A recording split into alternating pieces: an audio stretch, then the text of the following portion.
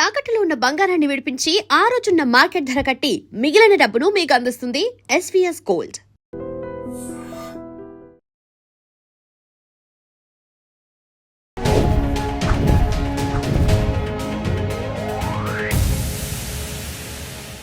Hi hello నమస్తే, welcome back to our channel. నేను మీ వైషు. మేము ఎప్పుడు వీడియోస్ చేస్తున్నా మీరందరూ చెప్పేదానికి ఏముందిలే, ఈజీయే, కోపం వచ్చినప్పుడు మనం ఎలా తప్పించుకోవాలి, వాళ్ళ దగ్గర నుంచి మనం ఎలా దూరంగా ఉండాలి అని ఆలోచిస్తాం. కానీ అసలు నిజంగా కోపం వస్తున్న మనిషి పర్స్పెక్టివ్ మనం ఎందుకు థింక్ చేయట్లేదు? వాళ్ళకి కోపం వస్తున్నప్పుడు వాళ్ళు ఎలా దాన్ని ఆపుకోగలరు, లేదంటే తట్టుకోగలరు, ఈ విషయం గురించి అంటే వాళ్ళ పర్స్పెక్టివ్ గురించి మాట్లాడడానికి ఈరోజు నాతో పాటు డాక్టర్ హరీష్ తనేటి గారు ఉన్నారు. సార్తో మాట్లాడదాం. హలో సార్, నమస్తే. నమస్తే. ఎలా ఉన్నారు? All good. ఎలా ఉన్నారు? బాగున్నాను.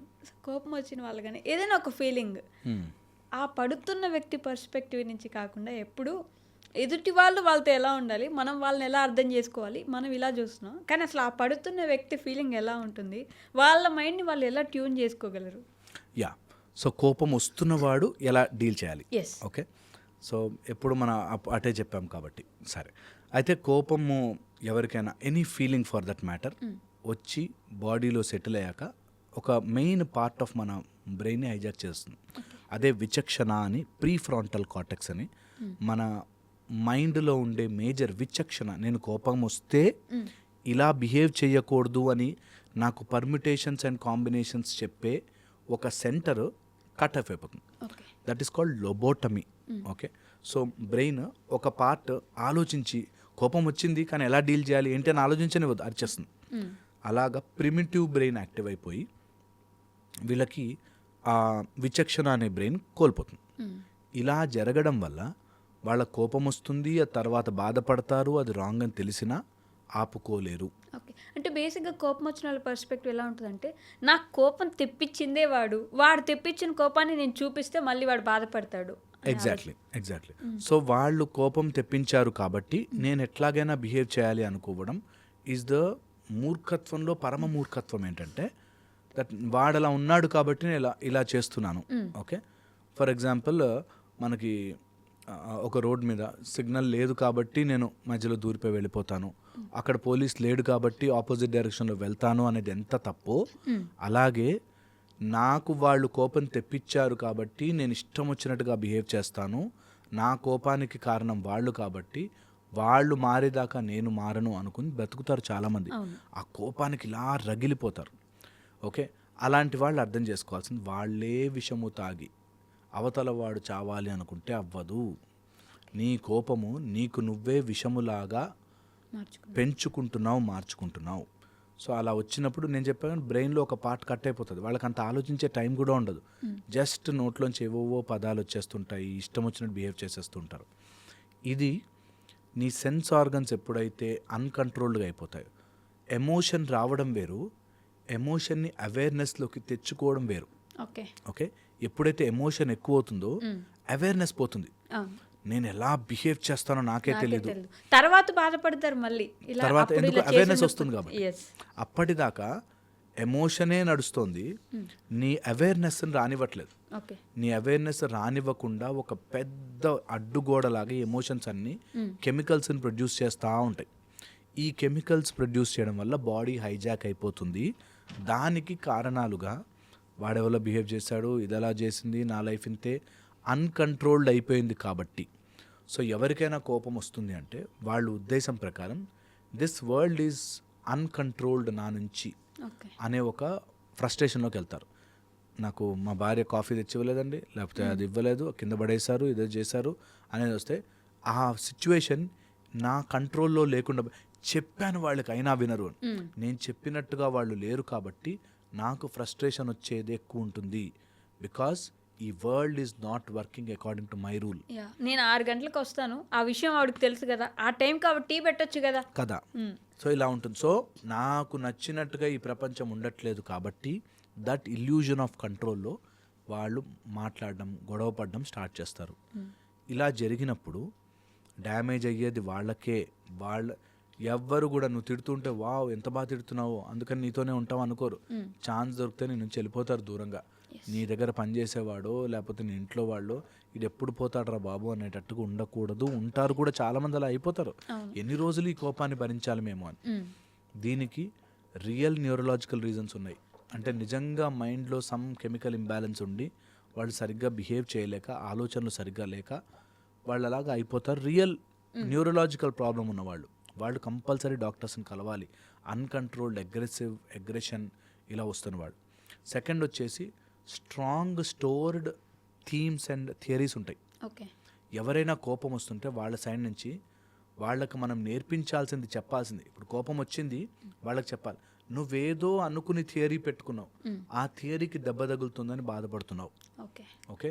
సో 6 o'clockకి రాగానే టీ కాఫీ రెడీగా ఉండాలి అన్నాకు నువ్వేదో ఫిక్స్ అయి ఉన్నావు. దట్ 6 అవ్వగానే మేము అందరం ప్రపంచం ఆగిపోయి నీకోసం కాఫీ టీ రెడీ అయిపోతుంది అని నువ్వు అనుకుంటున్నావేమో. ఈ world will not work like that. ఎవరికైనా సరే వాళ్ళ స్పేస్ ఉంటుంది. ఆ థియరీని ముందు డిలీట్ చేయి అని చెప్పగలగాలి. ఓకే. ఆ థియరీ అలా ఉండడం వల్ల ఏం పని ఉంటుంది నీకు ఇంట్లో, నువ్వు ఖాళీగా కూర్చుని ఉంటావుగా, ఏం పని ఉంటుంది అనే దాంట్లోకి వెళ్తారు. ఏం పనున్నా లేకపోయినా అన్నిసార్లు అలా జరగకపోవచ్చు అనేది ఉండాలి. కొన్నిసార్లు జరగకపోవచ్చు, చేయలేకపోయి ఉండొచ్చు, చేయాల్సిన అవసరం లేదు, అది కంపల్సరీ కాదు. ఇవన్నీ థియరీస్. ఆ థియరీని మనం బ్రేక్ చేయలేము.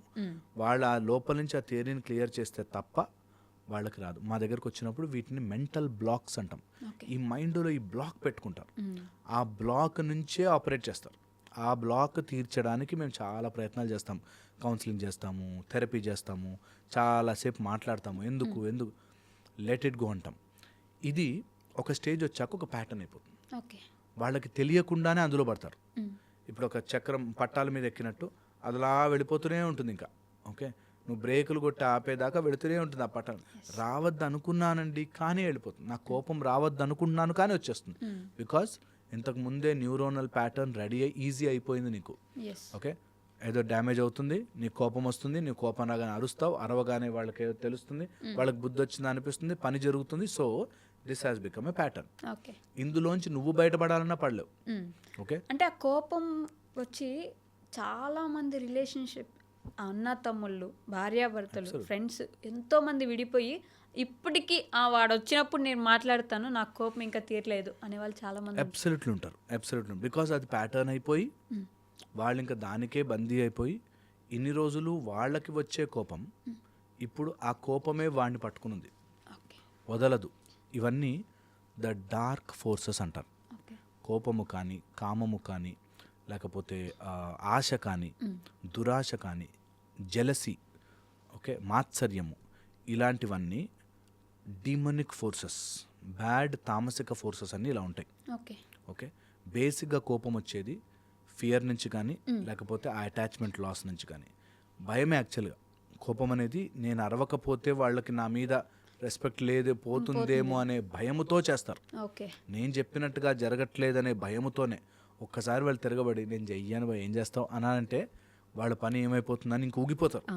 ఓకే, సో పాయింట్ ఈజ్ ఆ బేసిక్ ఇన్స్టింక్టివ్ ఫియర్ నుంచే ఇవన్నీ కోపములాగా డెవలప్ అవుతుంటాయి. అండ్ ఎప్పుడైతే వాళ్ళు పదే పదే అదే ఆలోచిస్తారో అది మైండ్లో రిథమ్ అయిపోయాక అందులోంచి మళ్ళీ రావడం. మీరు ఎప్పుడైనా ఒక జారుడు బండ నుంచి జారిన వాళ్ళు లేస్తారు, మళ్ళీ జారిపడతారు, లేస్తారు, జారిపడతారు. బికాస్ అంతా అక్కడ ఆయిల్ ఉంది. సో అదే ప్యాటర్న్లో మళ్ళీ చేస్తే రాదు. ఓకే, సో దానికి ఎండ్ చేసుకోవడానికి first break that sensory impulse క్విక్గా. సో అలాంటి సీన్ ఏదైనా చూడగానే ఫస్ట్ బ్రేక్ ఇట్ డౌన్, అక్కడే ఆపాలి. ఒకసారి ఆ లూప్లో పడ్డామంటే తిరుగుతూ ఉంటుంది మళ్ళీ. నాకు వచ్చేస్తుంది కోపం, నాకు అసలు కంట్రోల్ చేసుకోలేకపోతున్నాను అంటారు. నువ్వు అలా రిథమిక్గా తిరుగుతున్నావు అంటే నువ్వు ఫస్ట్ స్టార్టింగ్ దగ్గరే దాన్ని పట్టి కట్ చేయాలి. లేకపోతే అందులోకి పడితే మళ్ళీ తిరుగుతూ ఉంటుంది, హ్యామ్స్టర్ తిరుగుతుంది అట్లా, ఆ ఎలక అలాగే తిరుగుతూ ఉంటుంది. సో దాన్ని ఫస్ట్ ఐడెంటిఫై చేసి కట్ ఇట్ అవుట్. ఓకే, ఒకవేళ చెయ్యలేని వాళ్ళు కోపం వస్తే వెంట్ అవుట్ చేయడానికి మెథడ్స్ కనిపెట్టు. నీ కోపం రావడం సహజం. ఒకవేళ బిహేవ్ చేశారు రాంగ్గా, నీ కోపం రావచ్చు. కానీ దానివల్ల నేను వాళ్ళని తిట్టను.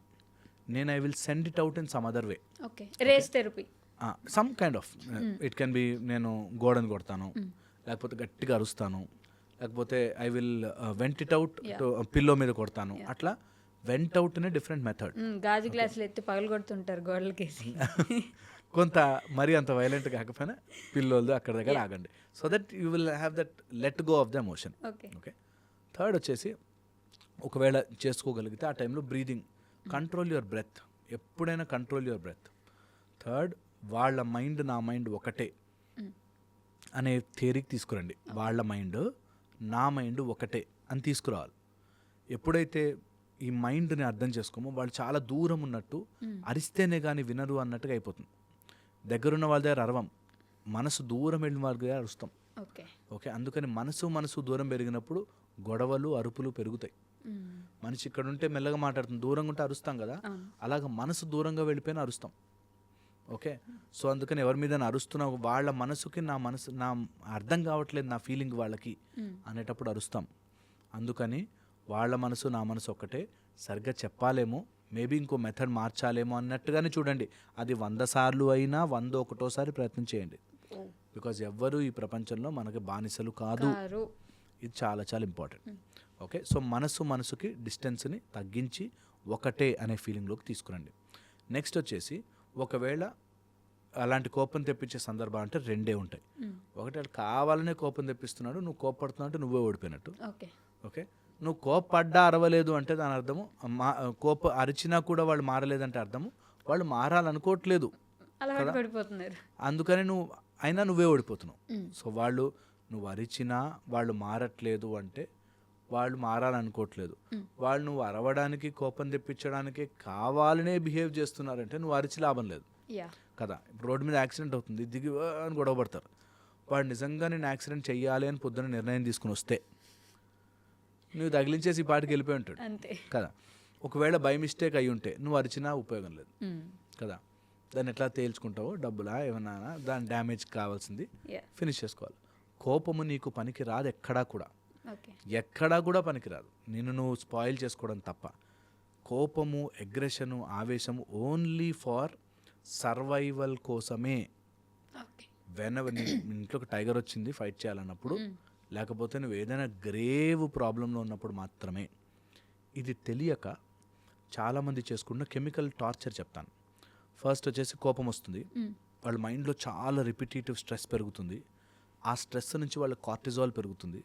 ఆ కార్టిజాల్ నుంచి రిపీటెడ్గా వాళ్ళ బాడీ లోపల ఇన్ఫ్లమేషన్ పెరుగుతుంది. స్లోగా తెలియకుండానే joint pains, diabetes, hypertension, BP, అన్నెసెసరీగా న్యూరలాజికల్ ఇష్యూస్ ఇవన్నీ తెచ్చుకుంటారు జస్ట్ బై అన్నెసెసరీ కోపం. ఒక అతను తెలుసు నాకు, వాళ్ళ కొడుకుని తిడతా ఉంటాడు, కొడతా ఉంటాడు, చదువురా నీకు బుద్ధి లేదారా అని కొడుతుంటాడు. వాళ్ళు చూడరా ఎట్లా చేస్తారు, వీళ్ళు చూడరా ఎట్లా చేస్తారని ఏదో కొడుతుంటాడు. కొట్టి వీడు ఆవేశం అయిపోయి ఫుల్ ఇట్లా బీపీ ట్యాబ్లెట్ వేసుకుంటాడు, మళ్ళీ కోపం వస్తుంది, కొట్టుకుంటాడు. దానివల్ల నీ కార్టిజాల్ పెరిగి స్ట్రెస్ మేనేజ్ చేసుకోలేక న్యూరలాజికల్ ప్రాబ్లమ్స్ చేసుకుని వాడు చదువుతాడో లేదో నీ లైఫ్ స్మాష్ అయిపోతుంది. తర్వాత అన్లక్కీగా వాళ్ళు ఏదైనా షాప్ ఏదో పెట్టుకుని బాగా డబ్బులు సంపాదించాడు అనుకో, అందులో ఈ రోజుల్లో చాలా మెథడ్స్ ఉన్నాయి డబ్బులు సంపాదించనుకో, నువ్వు ఒక దుర్మార్గమైన ఫాదర్గా మిగిలిపోతావు. వాళ్ళ చైల్డ్హుడ్లో నువ్వు ఒక విలన్గా, ట్రామాగా మిగిలిపోతావు. ఎవడి లైఫ్లోనూ మనము ట్రామాగా మిగలకూడదు. ఎవరి లైఫ్లోనూ మన కారణము చేత మనము ట్రామాగా మిగలకూడదు. ఎవరు ఎలా బ్రతకాలి, పిల్లాడండి వాడు చెప్పకపోతే వినడండి, చెప్పు అంతే, అక్కడితో ఎండ్. కొట్టకూడదు, వాళ్ళు మార్చేయాలి, నా పరువు, నా ప్రతిష్ట, చదవకపోతే భవిష్యత్తు, ఇవన్నీ నీ భవిష్యత్తే నీకు పూర్తిగా తెలీదు. పిల్లల భవిష్యత్తు నేను డీల్ చేస్తాము. వద్దు, అనవసరమైన స్ట్రెస్లో పడవద్దు. ఓకే, చెప్పాలి కదా చెప్పు, అంతే. మాట్లాడాలి కదా మాట్లాడు, ట్రై చేయాలి కదా ట్రై చేయి, అంతే. వాళ్ళు అప్పటికీ వినట్లేదు, ఓ వెరీ గుడ్, థ్యాంక్ యూ. ఎవరి తలరాతకి మనం బాధ్యులము కాలేము. ఇది బయట నుంచి చెప్తున్నా అనుకుంటారు, నిజంగా చెప్తున్నా. ఎంతమందిని మేము కౌన్సిలింగ్ చేస్తామో అందరికీ చెప్తానని మాట, దట్ ప్రయత్నం చేయి. ఏదో మా దగ్గరకు వచ్చారు, మాట్లాడాము, అంతవరకే. వరి అవ్వద్దు, స్ట్రెస్ అయిపోద్దు. దానివల్ల నీ బీపీలు పెంచుకోవద్దు. వాడి జీవితాన్ని నువ్వు తీర్చిదిద్దేయాలని చూస్తారు. ఎంతమంది ఉన్నారు పేరెంట్స్ అలా. నేను మా పిల్లల భవిష్యత్తు వాళ్ళకు నీ ఆత్రమే వస్తుంది వాళ్ళకి, అంతే. నీ టెన్షన్, నీ ఆత్రం, నీ ఆగమాగం అవ్వడం వస్తుంది, ఇంకేం రాదు. పిల్లల భవిష్యత్తు నువ్వేం తీర్చిదిద్దలేవు. ఎవరైతే అలా చేయాలి ఆత్రం పడతారో దే విల్ సఫర్. ఆ సఫరింగే పిల్లలకి జెనెటికల్గా అందిస్తావు. సో ఆపేయాలి. సఫరింగ్కి పనే లేదు, లోపల హాయిగా ఉండాలి. ఉన్న రోజున మ్యాజిక్ స్టార్ట్ అవుతుంది. ఆ మ్యాజిక్ అన్నిటిని మారుస్తుంది. ఓకే. హోప్ ఇది అర్థం కావాలి. Yeah, thank you.